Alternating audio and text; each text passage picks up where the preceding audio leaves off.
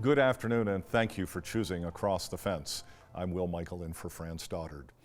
Raising a few chickens in the backyard is an age-old practice, and it's become even more popular over the past 2 years because of the pandemic. So today we're going to focus on what you need to know to start your own backyard poultry flock. Across the Fence's Keith Silva spoke with UVM Extension 4-H educator Martha Manning. Martha runs the 4-H embryology project, and she offers advice to aspiring backyard poultry producers. There's been a huge increase in people purchasing chicks and starting chicks, whether they've incubated them from eggs they've gotten from a neighbor, or buy them at a feed store, or buy them from a hatchery. We've seen phenomenal growth this year in poultry throughout Vermont. Martha, what's the first thing we have to know before we even bring chicks home? So if you're mail ordering chicks, and many of the hatcheries are now booked way into the summer, if you're going to mail order chicks, take some time, think about what kind of chicks you want. Are you raising these chicks for meat, or is your ultimate goal to have a laying flock? Okay, so that, two basic decisions. Then from there, decide what breed of chickens you want. Are you somebody that only likes white eggs, or you don't like small eggs, so you don't want bantam chickens? Make those decisions, then select your breed and decide where you're going to get your birds from. If you're going to mail order birds, be in communication with your local post office, because they will want you to pick those birds up as soon as they arrive. So be sure they have your phone number and a cell phone number. And you'll know approximately what day they're going to come. When you get to the post office and they give you your box of chicks, open the box at the post office. Then if there are chicks in there that didn't make the trip and are dead, you can report that not just to the postmaster, but you'll then be able to go home and call the hatchery. So plan ahead. Have your brooding area all set up. Have your feed all at home, your feeders, your waterers, all that ready to go, and the area already warmed, okay? So these chicks, less stress, you're gonna take them from the box right into the brooder. With the increased interest in poultry, it is not uncommon to go to a feed store right now and have them say, we don't have any chick starter. So plan ahead, get your feed ahead. Don't wait till you get down to the last crumb of feed before you resupply. So plan ahead, because they are having problems keeping feed ahead for the number of birds that are now in the local area. What are some of the things that you need to think about when you're feeding chicks? You want to feed these chickens a balanced feed. Yeah, you can feed them a few little mealworms for treats, but they're a treat. They're not where they're going to get their nutrition. Just like when you put them out and let them free range in your yard, there's very little feed value for a chicken in grass, and it takes a lot of bugs to get much nutrition. So you still need to feed them regular poultry feed. You want to dip their beaks in the water, okay, so that they get a drink and they also then know where that water is. On the layer side, it's going to take anywhere from 16 to 25 weeks under good conditions with proper feed and care for them to start laying. Meat birds, you can go from a chick to ready to process in 6 to 8 weeks. And they are not really pets as much as you can kind of make them a little bit of pet. They have to be cared for, and they're livestock, and you want to be sure that they've got all the environment that they need to thrive. What do people need to know about the brooders and the heat sources? Brooders are where you're going to put these chicks when they're chicks, or poults, or any poultry, when they're young. They need a source of heat and warmth. Normally they would get that in the natural setting. They would go under the mother hen or the hen turkey, and they would kind of sit on them and keep them warm. If you're going to raise them, without the mother hen, you've got to provide them a heat source or they will die. Chicks need a temperature 95 degrees when they are first day olds, same with turkeys. And you can provide that with a heat lamp or a heat plate. I prefer the heat plates. They're much safer and they use a lot less energy. A heat plate may heat just a little over 100 degrees. And as the bird grows, you raise it, adjust the legs and raise it up, and they go underneath it, similar to like going under the mother hen.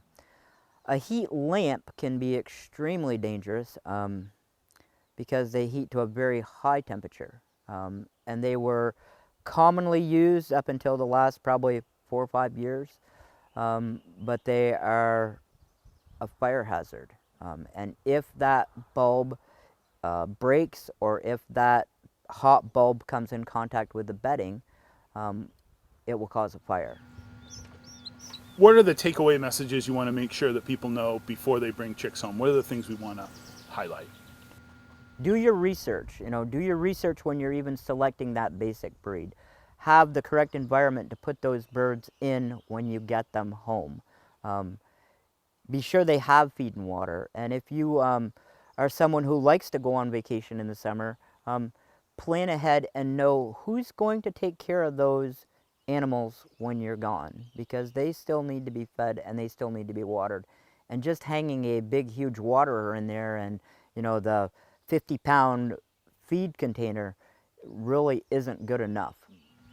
And, work, if you have questions, work with UVM Extension, find a mentor locally, somebody that you can reach out to when you've got questions. More information about raising poultry can be found at eExtension, which is the website for the National Extension System. The address is poultry.extension.org. The website offers guides to get started and an opportunity to ask the expert. Another traditional backyard activity in Vermont is maple sugaring. It's a lot of fun, even though your efforts may not yield much maple syrup. If you're looking to take your backyard sugar making up a notch, we have just the trick for you. UVM Extension maple specialist Mark Isselhart has built a do-it-yourself reverse osmosis machine, which removes the majority of the water from the sap before boiling. Mark built his rig using items found at the hardware store and by harnessing the power of the sun. So what we're looking at is a very small scale solar-powered vacuum and RO system. And it's something that people who are really passionate about sugaring but want to take their sugaring, hobby sugaring, to kind of the next level, they might employ one or all of this technology.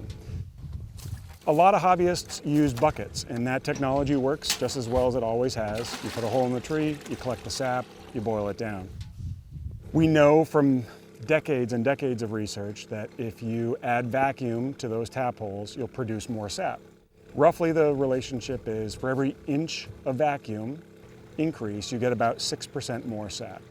With all the work involved in tapping trees and collecting the sap, people who want to get more sap will add vacuum. So what we have is we have a very small diaphragm vacuum pump. Here we're getting about 25 inches of vacuum, which is extremely high, very good production.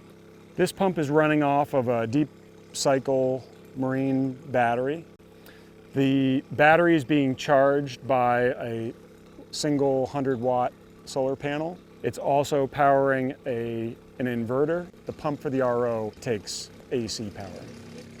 And the pump is running continuously. It's constantly pulling vacuum on that tap hole, generating more sap. And that's all raw sap. Anyone who's ever boiled sap in the backyard knows there's a lot of water in sap. It takes a long time to boil and take that roughly 2% sugar all the way up to 67% sugar. It's a lot of energy. If you're boiling using wood, it's wood that you've cut and split and stacked, or it's something you purchased.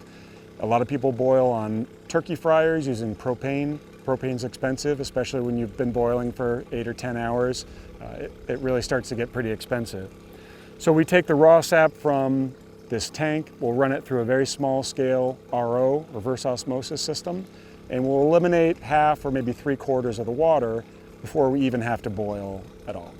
If you added everything up, the solar panels, the pump, the 6 membranes, the inverter, the battery, were around $1,000, maybe a little bit more, maybe close to $1,500, which is a lot of money. This is certainly a hobby, and some hobbies are more expensive than others, but we're also making a food, and you want to use the best materials, food grade materials, and have care and pride in what you produce, even if it's not a huge amount. Raw sap is coming out of this 35-gallon sap tank. The raw sap comes through a primary filter to take out all the bugs and impurities that might be in the system, might be floated in, and it will come out again as raw sap and go into the top of the first membrane. Now, once it is forced through that membrane, you're going to have a stream of pure water and a stream of concentrated sap. That concentrated sap is going to go into the top of the next membrane, and so on and so forth, so through each of the 6 membranes. At the end, depending on how high we run the pressure, we might have sap as high as 10 or 15% sugar from a starting point of 2.5.